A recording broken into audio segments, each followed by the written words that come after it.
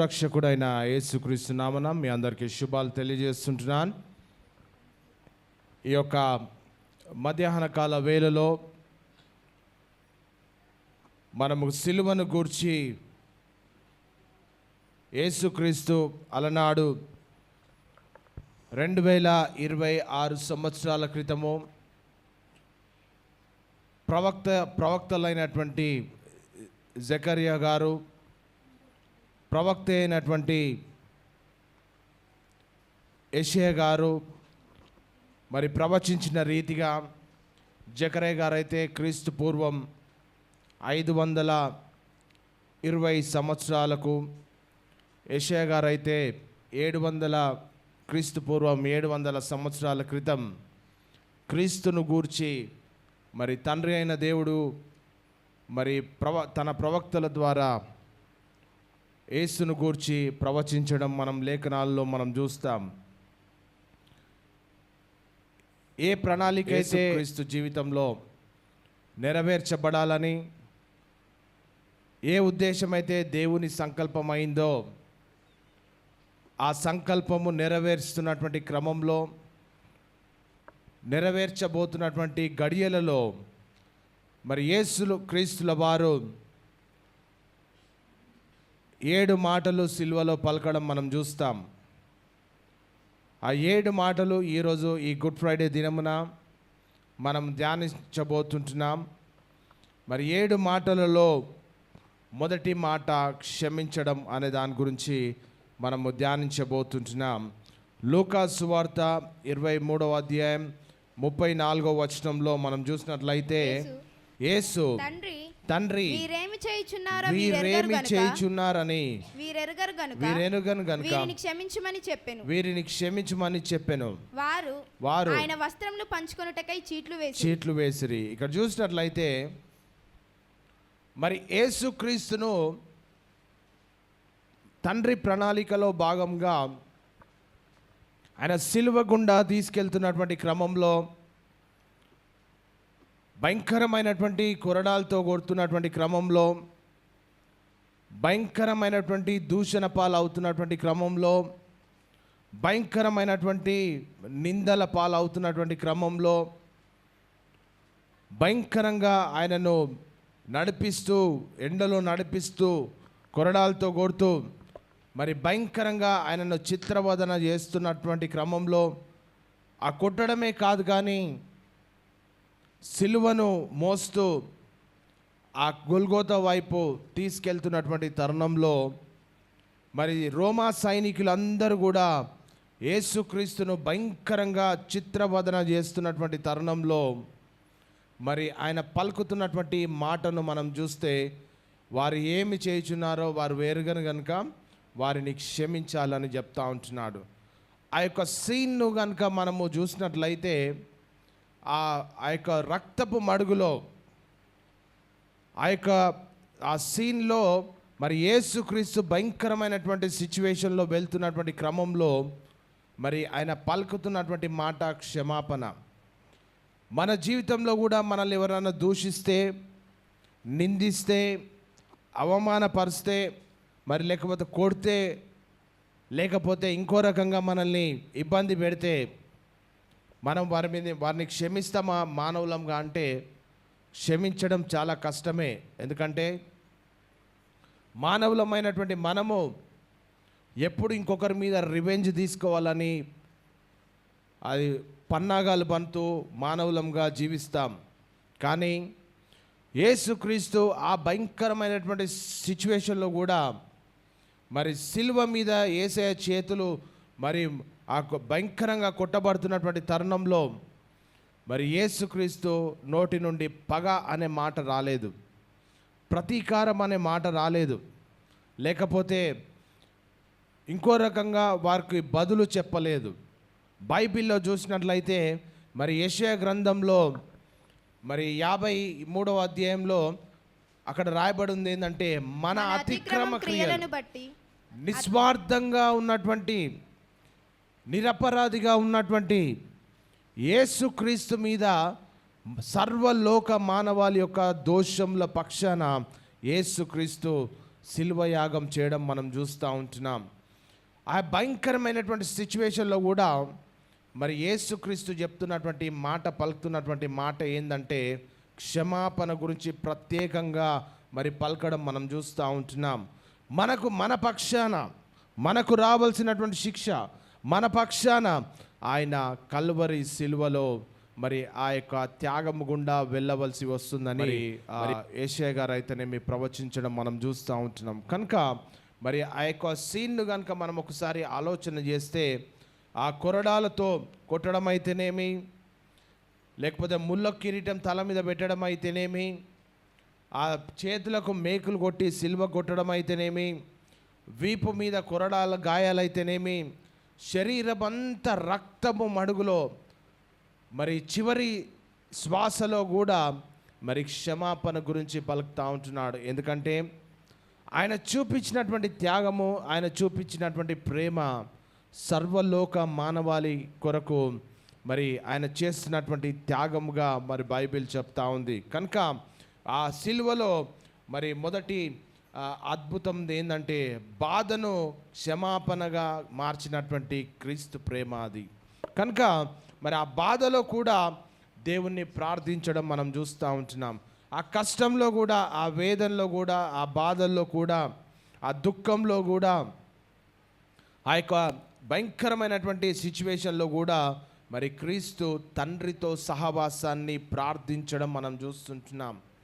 మానవులంగా మన జీవితంలో కష్టాలు వచ్చినప్పుడు, మనకు నిందలు ఎదురవుతూ ఉన్నప్పుడు, సమస్యలు కొట్టుమిట్టాడుతున్నటువంటి తరుణంలో చాలామంది ప్రార్థించడం మానేస్తారు, దేవునికి వాక్యం చదవడం మానేస్తారు, దేవుని సంఘానికి రావడం మానేస్తారు. కానీ యేసు ప్రభు ఆ యొక్క భయంకరమైనటువంటి సిచ్యువేషన్లో కూడా తండ్రి అయిన దేవునితో ఒక సహవాసాన్ని, ఆ యొక్క సంబంధాన్ని గడపడం మనం చూస్తూ ఉంటున్నాం. లేఖన భాగాల్లో అక్కడ చూస్తున్నట్లయితే తండ్రికి ప్రార్థన చేస్తున్నాడు. ఆయనను ఎవరైతే వేధిస్తున్నారో, ఎవరైతే నిందిస్తున్నారో, ఎవరైతే రోమా సైనికులు వారిని కొడుతున్నారో వారందరి గురించి ఆయన తండ్రి ఎదుట మొరపెట్టడం మనం చూస్తూ ఉంటున్నాం. ఆ యొక్క ప్రేమ కలిగినటువంటి ఆ ప్రేమమయుడి నుంచి ఈరోజు సార్వత్రిక సంఘము మనం ఏం నేర్చుకుంటున్నాం అనేది ఈ మధ్యాహ్నకాల వేళలో మనల్ని మనం పరీక్షించుకోవాలి.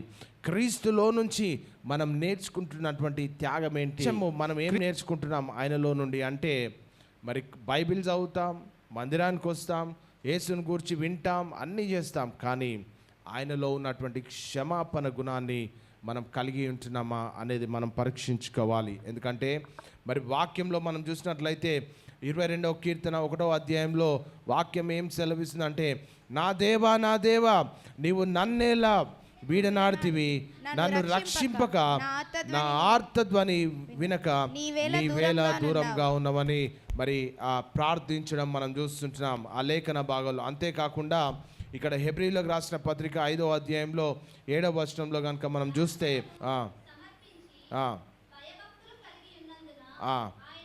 ఆయన అంగీకరింపబడి ఉండెను అని వాక్యం సెలవిస్తుంది. బాధ దేవుని నుండి దూరం చేయడానికి కాదు, బాధలో ప్రార్థన మరింత లోతైన సహవాసాన్ని మనకి ఇక్కడ ఈ యొక్క వాక్య భాగంలో నుంచి నేర్చుకుంటున్నాం. దేవునితో ఒక లోతైన సంబంధాన్ని, దేవునితో ఒక లోతైనటువంటి మరి సహవాసాన్ని మరి దేవుని దగ్గర అక్కడ చూస్తూ ఉంటున్నాం. కనుక మరి ఆ యొక్క కష్టంలో, ఆ యొక్క బాధలలో కూడా మరి దేవునితో సంబంధాన్ని తెంచుకోలేదు యేసుక్రీస్తు వారు. మరి యేసుక్రీస్తుకు తండ్రితో ఉన్నటువంటి సహవాసాన్ని మనం చూస్తే అంత కష్టంలో, అంత బాధలో, అంత వేదనలో, అంత కృంగిపోతున్నటువంటి ఆ తరుణంలో మరి తండ్రికి ప్రార్థన చేయడము మనం చూస్తూ ఉంటున్నాం. కనుక మన జీవితంలో అలాంటి కష్టాలు వచ్చినప్పుడు, సొంత వారు వెలివేస్తున్నప్పుడు, మరి అనేకులు నిందిస్తున్నప్పుడు, అవమానపరుస్తున్నప్పుడు, అవహేళన చేస్తున్నప్పుడు మనము దేవునితో ఏ సంబంధాన్ని కలిగి ఉంటున్నాం? మనల్ని లోకంలో అనేకులు నిందిస్తారు, అవమానపరుస్తారు, తృణీకరిస్తారు, కక్షలు పెంచుకుంటారు. దేవుని ప్రేమను వారి ఎడల మనం ఏం చూపిస్తుంటున్నాం అంటే, మనము రక్త మాంసంలో కలిగి ఉన్న వారము పగ తీర్చుకోవడానికే మనం ప్రయత్నం చేస్తాం ఈ భూమి మీద. కానీ యేసుక్రీస్తు మాత్రము క్షమా గుణాన్ని మనకు నేర్పిస్తూ ఉంటున్నాడు. ఈ వాక్యంలో మనం చూసినట్లయితే మరి గాయము దేవుని నుండి దూరం చేసే అదే గాయము దేవుని దగ్గరకు తీసుకెళ్లేదే దేవుని కృప. అందుకని క్రీస్తు కూడా మరి ఎంత గాయాల పాలైనా, ఎంత రోధిస్తున్నా, ఎంత భయంకరమైనటువంటి సిచ్యువేషన్లో ఉన్నా తండ్రితో సహవాసాన్ని మాత్రం ఆయన తెంచుకోలేదు. అది మనం నేర్చుకోవాల్సింది. ఆ సహవాసం ఏం నేర్పిస్తుంది అంటే శత్రువును ప్రేమించమని చెప్తుంది. ఆ ప్రేమ, క్రీస్తు ప్రేమ ఏం నేర్పిస్తుందంటే మరి మనకు ద్రోహం చేసేవారిని ప్రేమించాలని నేర్పిస్తూ ఉంది. ఈ మధ్యాహ్న కాల వేళలో మరి క్రీస్తు శిలువ ద్వారా మనం నేర్చుకోవాల్సినటువంటి అంశం ఏంటంటే, నేర్చుకోవాల్సినటువంటి మాట ఏంటంటే శత్రువును ప్రేమించాలి, మనల్ని ఇబ్బంది పెట్టేవారిని ప్రేమించాలి. మరి క్రీస్తు నేర్పిస్తున్నటువంటి ఆ యొక్క పాఠము, ఆ యొక్క లెసన్లో నుండి మనము క్షమించే వారంగా, మరి క్రీస్తును అనుసరించే వారంగా ఉన్నాం. కరెక్టే, వాక్యం వింటాం, కరెక్టే, ప్రార్థన చేస్తాం, కరెక్టే. కానీ క్రీస్తులో నుండి మనం పొందుకున్నటువంటి ఆ యొక్క ప్రేమ ద్వారా శత్రువులను ప్రేమించే స్థితిలో మనం ఉన్నామా అంటే మనల్ని మనం పరీక్షించుకుంటే ఏం సమాధానం వస్తుందో మనకు తెలియదు. కానీ రెండోదిగా మరి వారిని క్షమించాలంటున్న సిలువ యొక్క హృదయం ఏంటంటే మరి క్షమాపణ. యేసయ్య హృదయం ఏంటంటే మరి క్షమించాలని మనం నేర్చుకుంటున్నాం. ఎవరి పక్షాన ఆయన గాయపరచబడ్డాడు, ఎవరి కోసం గాయపరచబడ్డాడు, ఆయనకి ఏం అవసరం వచ్చింది అంటే విడిచిపెట్టకూడనని భాగ్యమని ఎంచి భూమి మీద తండ్రి ప్రణాళికలో భాగంగా మరి సర్వలోక మానవాళి కొరకు ఆయన ప్రాణ త్యాగం చేశాడని మరి లేఖన భాగాలు చెప్తా ఉంటున్నాయి. కనుక ఎఫెసీలోకి రాసిన పత్రిక 4వ అధ్యాయం 32వ వచనంలో చూస్తే మరి ఇక్కడ 4వ అధ్యాయం 32వ వచనం, ఒకని ఎడల ఒకడు దయగలిగి కరుణా హృదయులై క్రీస్తునందుండు దేవుడు మిమ్మల్ని క్షమించిన ప్రకారము మీరును క్షమించుకోవాలి, ఒకరినొకరు ప్రేమించుకోవాలి, ఒకరినొకరు ప్రేమించుకోవాలి. రైట్. మరి ఇక్కడ బైబిల్ ఏం చెప్తుందంటే నిన్న రాత్రి మనం ఏం నేర్చుకున్నాము? ఒకరినొకరు ప్రేమించుకోవాలి. మరి ఒకరినొకరు ప్రేమించుకోవాలంటే ఇక్కడ ఈరోజు మనము క్రీస్తు శిలువ ద్వారా మనం నేర్చుకోవాల్సింది ఏంటంటే ఆ ప్రేమమయం నుంచి పొందుకున్నటువంటి ఆ ప్రేమ ద్వారా మన పాపములను కూడా ఒకరినొకరు క్షమించుకోవాలి. ఇక్కడ చూస్తే 32వ వచనంలో, ఒకని ఎడల ఒకడు దయ కలిగి కరుణా హృదయులై క్రీస్తు యేసునందు దేవుడు మిమ్మల్ని క్షమించిన ప్రకారము. దేవుడు మనల్ని క్షమించాడు, మన కొరకు ప్రాణం పెట్టాడు, మన కొరకు ఆయన రక్తాన్ని చిందించాడు, మన కొరకు వెల చెల్లించాడు. మన పాపములన్నీ కూడా క్రీస్తు ప్రేమలో, క్రీస్తు రక్తంలో అవన్నీ కూడా కడగబడినాయి. అయితే సిలువ ద్వారా మనము నేర్చుకోవాల్సింది ఏంటయ్యా అంటే ఆయన ప్రేమామయుడు కనుక ఆ ప్రేమని పొందుకున్నటువంటి మనం కూడా ఇతరులకు ప్రేమ చూపెట్టాలి. నెంబర్ 1. నెంబర్ 2 ఏంటంటే ఎదుటి వారిని క్షమించాలి. ఎదుటి వారి ఎడల దయ సంకల్పం మనం చూపించే రీతిగా మనము చూడాలని మరి నేర్చుకోవాలని లేఖన భాగాలు చెప్తుంది. ఇది లోతైన సత్యము క్రీస్తు ద్వారా మనకు నేర్పించబడుతుంది. ఈ మధ్యాహ్న కాల వేళలో క్రీస్తును కలిగి ఉన్నటువంటి మనము, ఆయన ప్రేమను పొందుకుంటున్నటువంటి మనము ఎంతమందిని క్షమిస్తూ ఉంటున్నాం? అనేకులు నిందిస్తారు, అనేకులు అవమానపరుస్తారు, అనేకులు మరి హేళన చేస్తారు. కానీ వాక్యము క్రీస్తు ద్వారా మనం నేర్చుకోవాల్సింది ఏంటంటే ఇక్కడ మరి ఒకని ఎడల ఒకడు దయ కలిగి కరుణా హృదయులై క్రీస్తు యేసునందు దేవుడు మిమ్మల్ని క్షమించిన ప్రకారం. ఏం క్షమించాడు మనల్ని దేవుడు అంటే మన పాపాలను క్షమించాడు.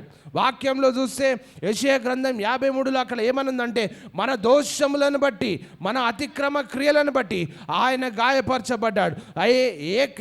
ఏ త్యాగం అయితే ఆయన చేశాడో ఆ త్యాగం ద్వారా ఈరోజు సర్వలోక మానవాళి యొక్క పాపాలు క్షమించబడ్డాయి. ఆ క్షమాపణ పొందుకున్నటువంటి మనము ఎదుటి వారి ఎడల పగ తీర్చుకుంటున్నామా, లేకపోతే ఎదుటి వారిని కక్ష తీసుకుంటున్నామా అంటే మనల్ని మనం పరీక్షించుకొని క్రీస్తు మనకు నేర్పిస్తున్నటువంటి ఆ ప్రేమను ఇతరులకు పంచే రీతిగా ఉండాలి.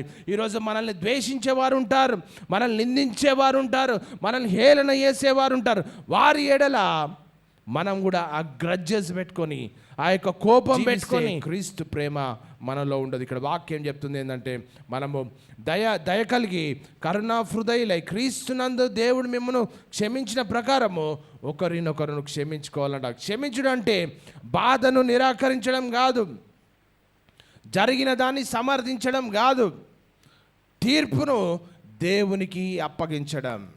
ఏందంట 3 చెప్పాను నేను. ఏంటంటే బాధను నిరాకరించడం కాదు, రెండోది ఏంది జరిగిన దాన్ని సమర్థించడం కాదు, మూడోది ఏంటంటే అల్టిమేట్గా ఆ తీర్పును ఎవరికి అప్పగించాలి? దేవునికి అప్పగించాలి. ఎందుకంటే ఆ తీర్పు సింహాసనం మీద ఎవరు కూర్చుందంటే దేవుడు కూర్చున్నాడు. ఆయననే తీర్పు తీర్స్తాడు. మనల్ని అనేకులు నిందిస్తారు, అవమానపరుస్తారు, వారి ఎడల మనం కక్ష చూపించడం కాదు, కానీ దేవునికి అప్పగించాలి. అదే మరి సిలువ నుండి మనం నేర్చుకుంటున్నాం. కనుక యేసు సిలువలో కూడా మరి అదే చేశాడని మన లేఖన భాగాల్లో మనం చూస్తుంటున్నాం. కనుక ఇక్కడ 1 కొరింథీయులకు రాసిన పత్రిక 2వ అధ్యాయం 8వ వచనంలో చూస్తే, వాని ఎడల మీ ప్రేమను స్థిరపరచవలనని మిమ్మల్ని బతిమాలుకొంచిన. అంటే మరి వారికి ఇక్కడ చూసినట్లయితే ఇక్కడ వాక్యం ఏందంట, ప్రేమను స్థిరపరచాలి. ఎవరి ఎడల స్థిరపరచాలి ప్రేమను అంటే శత్రువుల ఎడల ప్రేమను స్థిరపరచాలి. మీకుండ్రా ఎవరైనా శత్రువులు? భూమి మీద ఉండరా ఎవరైనా శత్రువులు? మీకు ఉండరా? అందరికి ఉంటారు కదా. ఎవరు లేరా మీకు శత్రువులు?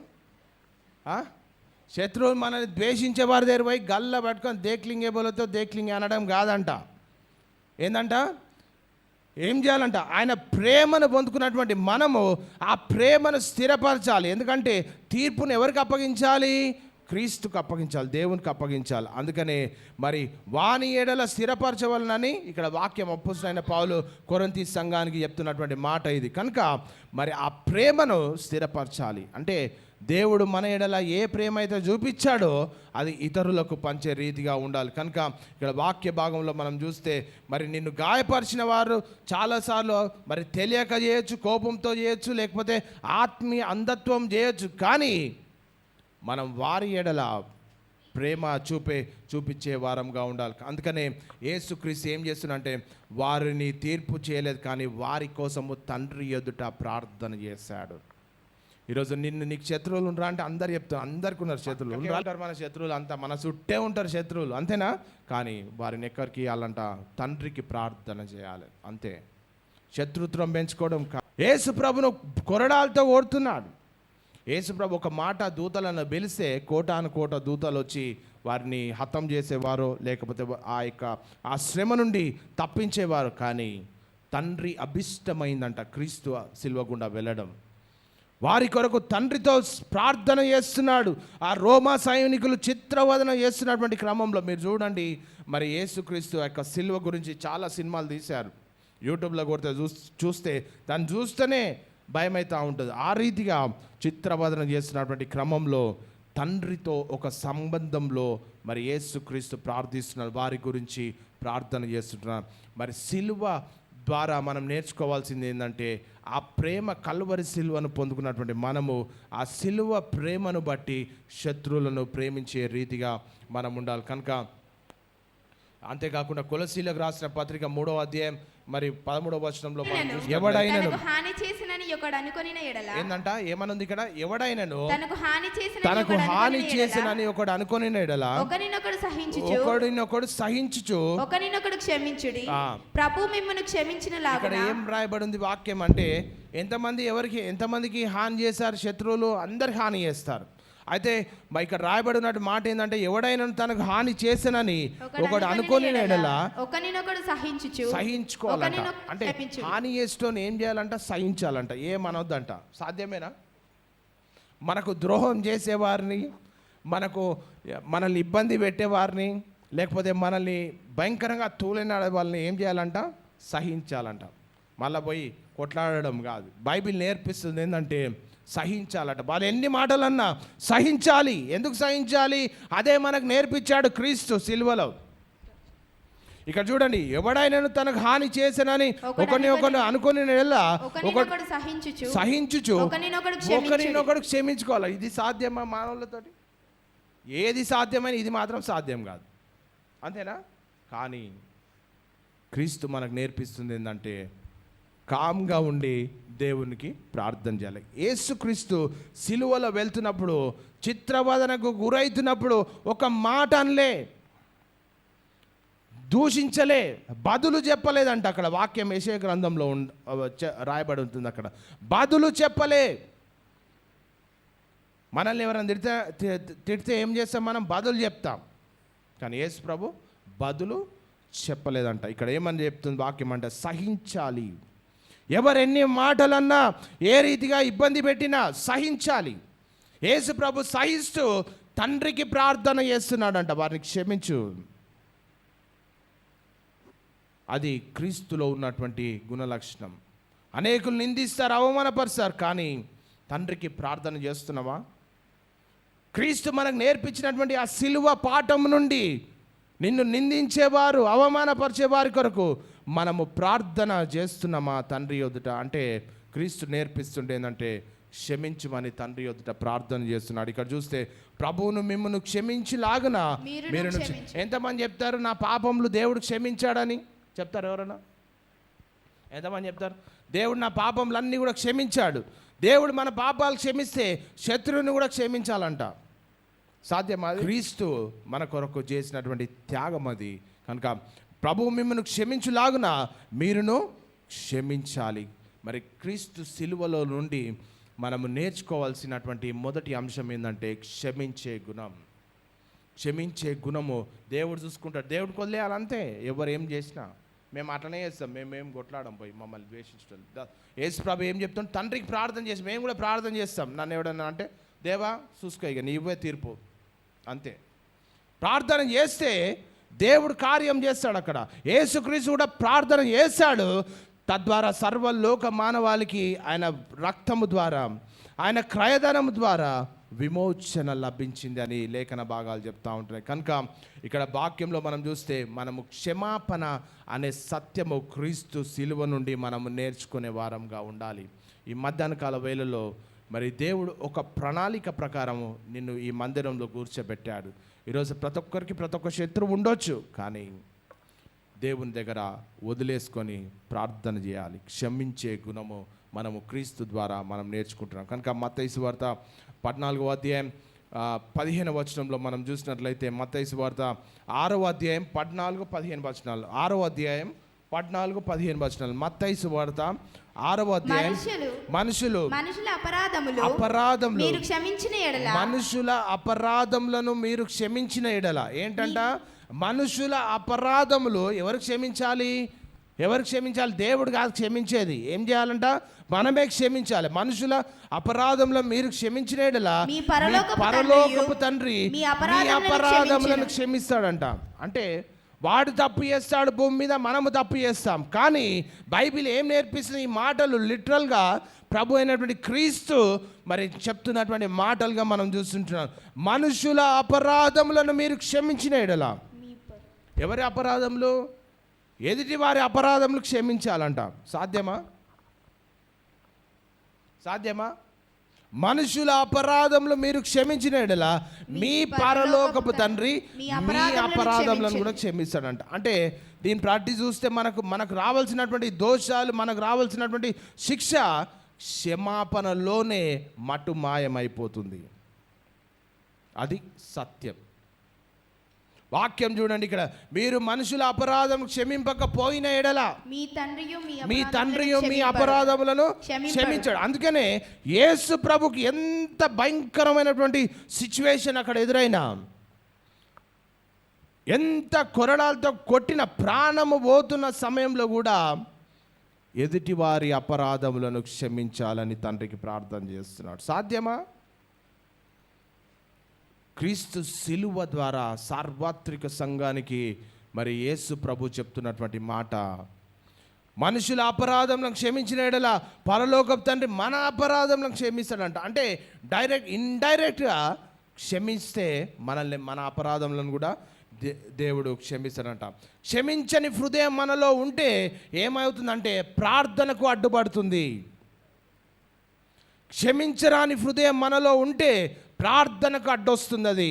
అభిషేకాన్ని తగ్గిస్తుంది, అది కుటుంబంలో శాంతిని తీసేస్తుంది. క్షమించరాని గుణం ఉంటే, ఇక జీవితంలో కుటుంబంలో క్షమించరాని ఉంటే దరిద్రమే మన చుట్టూ తిరుగుతుంటుంది. ఇక ఇంకొక మన భాషలో చెప్పాలంటే కనుక కుటుంబ శాంతి తీసేస్తుంది. అందుకనే మనకు ఎవరు ఎన్ని దోషాలు చేసినా, ఎవరు ఏ రీతిగా మనల్ని ఇబ్బంది పెట్టినా వారిని క్షమించాలని లేఖన భాగాలు చెప్తుంది. మీరు మనుషుల అపరాధములను క్షమించకపోతే, నీ శత్రువు అపరాధములను క్షమించకపోతే ఏమవుతుందంట, మన అపరాధములను కూడా తండ్రి క్షమించడం. ఈ గుడ్ ఫ్రైడే సందర్భంగా నేను అడుగుతున్న ప్రశ్న, నీ శత్రువును దేవునికి అప్పగిస్తావా? నువ్వే వాక్యం చూడండి ఇక్కడ.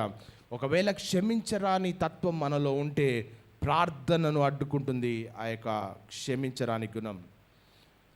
ఆ ప్రార్థన శక్తిని ఆపేస్తుంది, కుటుంబంలో శాంతి లేకుండా పోతుంది. ఈ మధ్యాహ్న కాల సమయంలో ఈ గుడ్ ఫ్రైడే సందర్భంగా, క్రీస్తును సిలువ వేసిన రోజు సందర్భంగా మన అపరాధం, ఎదుటి వారి అపరాధములను క్షమించు. దేవుని సన్నిధిలో నీ అపరాధములు క్షమించబడతాయి. అప్పుడు దేవుని కార్యాలు నీ జీవితంలో చూడగలుగుతావు. కనుక ఈ మధ్యాహ్న కాల వేళలో దేవుడు చెప్తున్నాడు ఏంటంటే, మళ్ళొకసారి మనం గుర్తు చేసుకుందాం. యోహాను సువార్త 3వ అధ్యాయం 34 వచనం 35 నుంచి చూస్తే ఇక్కడ, మీరు ఒకరినొకరు 13వ అధ్యాయం 34-35 మీరు ఒకరినొకరు ప్రేమింపవలెనని మీకు క్రొత్త ఆజ్ఞ ఇచ్చుచున్నాను. యేసు ప్రభు ఏం చెప్తున్నాడంటే ఇక్కడ, మీరు ఒకరినొకరు ప్రేమింపవలెనని మీకు కొత్త ఆజ్ఞ ఇస్తున్నారు. చెప్పండి ఇప్పుడు పక్క వార్త మళ్ళొకసారి. పురుషులు పురుషులకు చెప్పాలి, స్త్రీలు స్త్రీలకు చెప్పాలి. మీకు కొత్త ఆజ్ఞ ఇస్తున్నాను, నేను మిమ్మల్ని ప్రేమించినట్టే మీరును ఒకరినొకరు ప్రేమింపవలెను.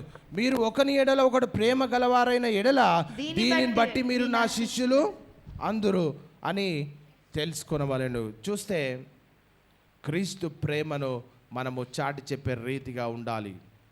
క్రీస్తు ప్రేమను పొందుకున్నటువంటి మనము ఇతరులను కూడా క్షమించే రీతిగా ఉండాలి. క్షమించని హృదయము నీ జీవితంలో ఉజ్జీవాన్ని ఆపేస్తుంది. అందరు చెప్పండి, క్షమించరాని గుణము నా జీవితంలో దేవుని అభివృద్ధిని ఆపేస్తుంది. ఎంతమంది చెప్పారు ఈ మాట? క్షమించరాని హృదయము, మళ్ళీ చెప్పండి, క్షమించరాని హృదయము నా జీవితంలో దేవుని అభివృద్ధిని ఆపివేస్తుంది. కనుక ఈ మధ్యాహ్న కాల వేళలో నీ జీవితంలో క్రీస్తు మనకు నేర్పించినటువంటి ఆ సత్యం ఏంటంటే, మరి మనుషుల అపరాధములు మనం క్షమించినట్లా పరలోకపు తండ్రి మన అపరాధములను కూడా క్షమిస్తాడని చెప్తా ఉంది. కనుక ఈ మధ్యాహ్న కాల సమయంలో 2 నిమిషాలు మనం దేవుని సన్నిధిలో మనం ప్రార్థన చేద్దాం. క్రీస్తు మనకు ఏదైతే నేర్పించాడో, క్రీస్తు మనకు ఏదైతే బోధించాడో, ఏ క్షమాపణ అయితే మనకు చూపించాడో, ఏ ప్రేమనైతే మనకి పంచాడో సిల్వలో, అదే ప్రేమ మనం ఇతరులకు పంచాలి. వీరేం చేయుచున్నారో వీరు ఎరగరు కనుక వీరిని క్షమించాలని క్రీస్తు మనకు బోధిస్తున్నాడు. ప్రియమైన దేవుని సంగమా, ఈరోజు నీ మనసులో ఎవరి పేరు వస్తుంది? దేవుడు మనకు నేర్పిస్తున్నాడు. సిలువలో నుంచి మనం పాఠం నేర్చుకోవాల్సింది. లూకా సువార్త 23:34 ఏమనుందంటే, తండ్రి వీరేమి చేయుచున్నారో వీరు ఎరగరు కనుక వీరిని క్షమించాలి. నువ్వు కళ్ళు మూసుకొని దేవుని సన్నిధిలో ప్రార్థిస్తున్నప్పుడు నీ మనసులో ఎవరి పేరు గుర్తొస్తుంది? దేవుడు ఎవరిని చూపిస్తున్నాడు? నీ భర్తనా, నీ భార్యనా, నీ అన్ననా, నీ తమ్ముడా, లేకపోతే నీ ఇరుగు పొరువారా, లేకపోతే నీ బంధువులా, నిన్ను వెళ్ళిపోయిన వారా? ఎవరు గుర్తొస్తున్నారు? ఈరోజు సిలువ చెప్తుంది, క్రీస్తు చెప్తున్నాడు, ఆ పేరును సిలువ పాదాల దగ్గర వదిలిపెడదామా? ఆ పేరును సిలువ పాదాల దగ్గర వదిలిపెట్టి, దేవుడు మన అపరాధములు, మనుషుల అపరాధాలు క్షమించిన మన అపరాధాలు కూడా క్షమించబడాలి. ఒకవేళ క్షమించరాని మనసు మనలో ఉంటే దేవుని ప్రార్థనకు అడ్డొస్తుంది, కుటుంబంలో శాంతి ఉండదు, నీ జీవితము నిర్జీవం చేస్తుంది, నీ జీవితంలో అభివృద్ధి ఆగిపోతుంది. నిన్ను గాయపరిచిన వారు చాలాసార్లు తెలియకనో, కోపంతో, కక్షతో, ఆత్మీయ అంధత్వంతో చేసిండొచ్చు. కానీ యేసు ప్రభుని కూడా రోమా సామ్రాజ్యపు వారు సైనికులందరూ కూడా భయంకరంగా కొట్టారు, తిట్టారు, అవమానపరిచారు, హేళన చేశారు. కానీ వారిని తీర్పు చేయలేదు, వారి కోసము ప్రార్థించాడు. ఈరోజు నేను ఎంతమంది తూలనాడినా వారిని దేవునికి అప్పగించి అంతే. నీ హృదయం దేవుని దగ్గర సరి చేసుకో, దేవుడు చూసుకుంటాడు అంతా కూడా. సిలువ త్యాగం మనకు నేర్పిస్తుంది. యేసు ప్రభు వారిని తీర్పు చేయలేదు, దేవుని తండ్రి ఎదుట వారి కొరకు ప్రార్థించాడు. ఈ మధ్యాహ్నకాల వేళలో నీ జీవితంలో ఎవరు అడ్డొస్తున్నారు? ఈరోజు నీ మనసులో ఎవరి పేరు వస్తుంది? నీ భర్తనా, నీ భార్యనా, నీ అన్ననా, నీ తమ్ముడా, నీ ఫ్రెండ్సా, నీ బంధువులా, నీ స్నేహితులా, నీ ఇరుగు పొరుగువారా? ఈరోజు సిలువ చెప్తుంది ఏంటంటే, ఆ పేరును సిలువ పాదాల దగ్గర వదిలిపెట్టు. నిన్ను గాయపరిచిన వారిని విడుదల చేయి. నీ కన్నీళ్ళు ఈరోజు స్వస్థత విత్తనాలు. క్షమించు, యేసును నిన్ను క్షమించినట్లు వారిని కూడా క్షమించేసాయి. ప్రభా, ఈ మధ్యాహ్న కాల వేళలో ప్రభా, సిలువలో పలికిన మొదటి మాటను మేము ధ్యానించాం. మా హృదయాలను కరిగించునుగాక. ఆ మాట, క్షమించని ప్రతి గాయం ఈరోజు నీ రక్తంలో కరుగునుగాక. కుటుంబాలలో విభేదాలు తొలగిపోవునుగాక. బంధుత్వంలో విభేదాలు తొలగిపోవునుగాక. సిలువ ప్రేమను మమ్మల్ని మార్చునుగాక. అయ్యా, మీరు మా కొరకు చేసిన త్యాగము మరువలేనిది ప్రభువా. నీ శత్రువులను, నిన్ను ఇబ్బంది పెట్టే వారిని, రోమా సైనికులను, అక్కడ ఉన్నటువంటి ప్రజలందరినీ కూడా మీరు క్షమించారు. మట్టలాదివారం దినం జయోత్సవం జరుగుతున్న క్రమంలో అనేకులు కూడా హోసన్నా హోసన్నా అని కేకలు వేశారు. అదే ప్రజలు 5 రోజుల తర్వాత సిల్వ వేయము అని కేకలు వేశారు. ప్రభా, వారందరినీ మీరు క్షమిస్తున్నందుకు వందనాలు ప్రభా. ఈరోజు మా జీవితాలలో ప్రభా అనేక శత్రువులు ఉండొచ్చు, మమ్మల్ని కూడా అనేకులు ఇబ్బంది పెడుతుండొచ్చు, మమ్మల్ని కూడా అనేకులు మరి హేళన చేస్తుండొచ్చు, తూలనాడుతుండొచ్చు ప్రభా. వారందరిని మీకు అప్పగిస్తూ ఉన్నటువంటి ఆ బాధను, భారాన్ని ఈరోజు సిలువ పాదాల దగ్గర, మీ పాదాల దగ్గర పెడుతున్నాం ప్రభా. మా జీవితాలలో మీరు కార్యం చేయమని ప్రార్థిస్తూ యేసుక్రీస్తు నామమున అడిగి వేడుకుంటున్నాం మా తండ్రి. ఆమేన్.